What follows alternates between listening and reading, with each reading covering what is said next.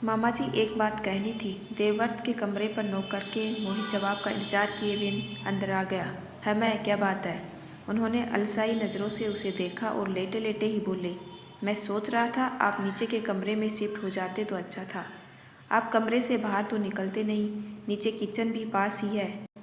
आपको भी जब जो खाने पीने का मन करे ले सकते हैं। आपको सीढ़ियाँ चढ़ने उतरने की मेहनत नहीं करना पड़ेगी। मम्मी और दीदियों को भी। देवव्रत का मन तो किया कि मोहित को एक थप्पड़ रसीद दे, फिर भी खुद पर काबू करते हुए बोले, मुझे कोई परेशानी नहीं है, नहीं किचन से कुछ खाने पीने की ज़रूरत। दीदी और बच्चियों को ऊपर चढ़ने उतरने में परेशानी है तो कोई बात नहीं, मैं अपने लिए एक मेड रख सकता हूँ। खाना बनाने का कष्ट भी क्यों ही करना, वहीं बना जाया करेगी, दे भी दिया करेगी। अरे मामा जी, आप तो नाराज़ हो गए। मोहित बात संभालते हुए बोला, नहीं बेटा, नाराज़ होता तो तुम यहाँ बैठे नहीं नजर आते। चलो चलते फिरते नजर आओ। शाबाश, अभी मैं जिंदा हूँ। मोहित आज देवव्रत के लहजे पर हैरान रह गया। हमेशा मामा जी हाँ हमें ठीक से ज़्यादा कुछ कहते ही नहीं थे। अपनी दीदी और उसकी कोई बात शायद ही कभी टाली हो, पर उन दोनों से ज़्यादा देवव्रत हैरान थे। काश ये हिम्मत वक्त रहते दिखा पाता। रिटायरमेंट के बाद उनकी पूरी दुनिया उनका यह कमरा ही तो थी। कमरे में बड़ी सी बालकनी, ठीक सामने खुली सड़क, बाईं ओर कॉलोनी का पार्क और दाईं ओर उनका पहला और आखिरी प्यार, उनकी पहली चाहत और अधूरी तमन्ना, उनकी तीस्ता का घर। उन्हें याद है जॉब लगने के बाद माँ बाबूजी से कितनी मिन्नतों के बाद उनको यह कमरा मिला था, जहाँ से जब चाहे तीस्ता को देख सकते थे। उनके होठों पर मुस्कान आ गई। वह खुद को 22 साल का समझने लगे। जो बेटे विनम्र, आज्ञाकारी और कमाऊ होते हैं, उनकी माएँ गजब की स्वार्थी हो जाती है। देव, उनके कानों में तीस्ता की आवाज़ गूंजी। 22 से वो अब 32 साल की उम्र में आ गए थे। तब तीस्ता की बारात आई और उसे उनसे बहुत दूर ले गई। खैर, अब तो वह भी 25 साल पुरानी बात हुई। देवव्रत 3 बहनों के इकलौते भाई थे। बहनों ने गोरी रंगत तो माँ से ले ली थी, लेकिन मोटी फैली नाक, छोटी छोटी आंखें और भारी शरीर पिता का मिला था। इसके उलट उनको सांवली रंगत और कदकाठी अपने पिता की मिली थी, लेकिन तीखे नैन नक्श माँ के टॉल डार्क हैंडसम की परिभाषा में बिल्कुल फिट बैठते थे। बचपन से ही बहनों की जिम्मेदारी का एहसास था। 22 की उम्र में नौकरी भी लग गई थी बैंक में। तीस्ता उनकी बचपन की दोस्त, उनकी क्लासमेट, प्यार, हमदर्द, सब कुछ। हमेशा उनका ख्याल रखने वाली, परवाह करने वाली। लेकिन उनकी माँ को फिक्र थी कि बेटे का घर बसा दिया तो वह बहू को लेकर फुर हो जाएगा। 3 बेटियों का दहेज फिर कैसे बनेगा? तो इतनी सुंदर भी नहीं कि कोई देखते ही पसंद कर ले, नहीं इतनी अमीर। तीस्ता उनकी हालत समझती थी। हम दोनों जॉब करते हैं देव, एक से भले दो। हम मिलकर करेंगे ना दीदियों की शादी। लेकिन उनकी माँ बहनों को वह एक आंख नहीं सुहाती थी। उन्हें वह सिर पर लटकती तलवार लगती। आखिर 30 साल तक इंतजार करना किसी लड़की के लिए सजा से कम नहीं। तीस्ता ने दो टूक बात की थी आखिर बार। देव, अगले महीने मैं 31 की हो रही हूँ और तुम 32 के। तुम्हारी सबसे बड़ी दीदी की शादी हो चुकी है, बाकी 2 की हम मिलकर कर सकते हैं। अब या तो अगले महीने तुम मेरा रिश्ता लाओगे या मैं माँ बापा के लाए रिश्ते के लिए हाँ कर दूंगी। सब लाशरम त्याग कर आखिर देव ने माँ से बात कर ही ली। पता नहीं उस बुढ़िया में तुझे क्या दिखता है? एक से एक नई उम्र की सुंदर लड़कियों की लाइन लगी पड़ी है। बस तेरी दीदियों को उनके घर बार का कर दूं, फिर चांद सी दुल्हन लाऊंगी अपने लाल के लिए, एकदम खिलती कली सी ताजा। और माँ, वह गुड़िया नहीं है, मेरी ही हम उम्र है, पढ़ी लिखी, समझदार है, जॉब करती है, शुरू से हमारे हालात समझती है, सुंदर है, काबिल है। कब की ब्याह जाती अगर मेरे इंतजार में नहीं बैठती। ओहो, इंतजार में बैठा रखा है हमने। अरे भाई, गलती हो गई, पाप हो गया हमसे, क्षमा करो प्रभु, पैर पड़ते हैं तुम्हारे। सब मामला तय हो ही गया है तो बेटा 2 तारीख भी बता दो, कब आना है शादी में तुम्हारी? कितना कर्जा चढ़ चुका है हम पर तुम्हारा। यह लो मेरे जेवर, इनको बेच दो, बाकी भी चुका देंगे बेटा धीरे धीरे।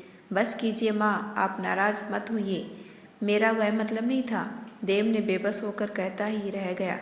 लेकिन माँ जो शुरू हुई तो चुप तभी हुई जब बोलते बोलते बेहोश हो गई। उनका बीपी, शुगर सब शूट कर गया। 3 दिन हॉस्पिटल में रहकर आने के बाद महीना भर बिस्तर से लगी रही। न देव में तीस्ता से नजरें मिलाने की हिम्मत थी और न तीस्ता को उसकी सफाई चाहिए थी। यूं है चुपचाप किसी और की दुल्हन बनकर विदा हो गई। 3 बहनों को निपटाते देवव्रत 45 साल के हो चुके थे। उन्होंने दोबारा कभी शादी का नाम नहीं लिया। कभी कभी उन्हें हैरानी होती कि उनके घर वाले भी कभी बात नहीं छेड़ते थे। क्या सच में माँ अपनी संतानों से इतना भेदभाव कर सकती है, या यह भेदभाव नहीं स्वार्थ था ताकि बेटा उनके बुढ़ापे की लाठी बना रहे, बहू कहीं उन्हें दूर न कर दे। बहनें अपनी गृहस्थी में मस्त थी, कभी बात निकलती तो कह देती भैया ने शादी नहीं की। यह कैसे कहती कि हमने होने नहीं दी। माँ बाबूजी को गुजरे कुछ ही दिन हुए थे कि बड़ी दीदी अपनी 7 साल की जुड़वा बेटियों प्रिया, रिया और 5 साल के बेटे मोहित के साथ ससुराल से लड़ झगड़ कर जो वापस आई तो दोबारा गई ही नहीं। इस तरह वे कभी अकेले रहे ही नहीं। उनके सिर फिर बहन और भांजे भांजियों की जिम्मेदारी आ गई, जिन्हें वे अपने बच्चों की तरह ही चाहते थे। अब तो बच्चे भी जवान हो गए, पढ़ लिख कर जॉब करने लगे। 20 साल के खुशहाल वैवाहिक जीवन के बाद उधर पिछले साल ही पिस्ता के पति का देहांत हुआ। उसकी माँ बहुत बीमार थी तो वह साल भर से यहीं रुकी हुई थी। देवर्त को लगा उनके मुर्दा जिस्म में जैसे जान लौट आई हो, लेकिन साल भर में भी वह उससे बात करने की हिम्मत नहीं जुटा पाए, जबकि ख्यालों में रोज ही उससे न जाने कितनी बातें करते। आज जब मोहित की नज़र उनके कमरे पर थी तो उन्हें होश आया कि रिटायरमेंट के बाद वह बेकार सामान की तरह एक कोने में ही पड़े हैं। आज वह लंबे समय बाद खरीदारी करने निकले। नए कपड़े, जूते, परफ्यूम, उन्हें जिंदा होने का एहसास हुआ। तभी मॉल के एक रेस्तरां में उनकी नज़र मोहित और देवयानी पर पड़ी। देवयानी तीस्ता की बेटी। वह अक्सर कहा करती थी उनकी बेटी हुई तो उनका नाम देवयानी रखेगी और बेटा हुआ तो देवांश, लेकिन बच्चा बस एक ही होगा, एक ही अच्छे से परवरिश करेंगी। उनके हाथों में शॉपिंग बैग, नजरें बचाकर वे फौरन बाहर हो गए। अच्छा, तो इसलिए मोहित को यह कमरा चाहिए था। रास्ते भर वे कुछ सोचते रहे, फिर सीधा अपनी बहन से बात करने पहुंचे। दीदी, मोहित और देवयानी एक दूसरे को पसंद करते हैं। मुझे लगता है उन दोनों से बात करके उनकी मर्जी पूछकर उनकी शादी करवा देनी चाहिए। उस तीस्ता की बेटी, न बाबा न। वे कुछ और कहना ही चाह रही थी कि उन्होंने रोक दिया। क्या बुराई है तीस्ता में, और अगर देवयानी भी उसकी ही परछाई हुई तो मोहित से ज्यादा खुशकिस्मत कोई न होगा। देव ने तेवर देखकर दीदी ने पाला बदला।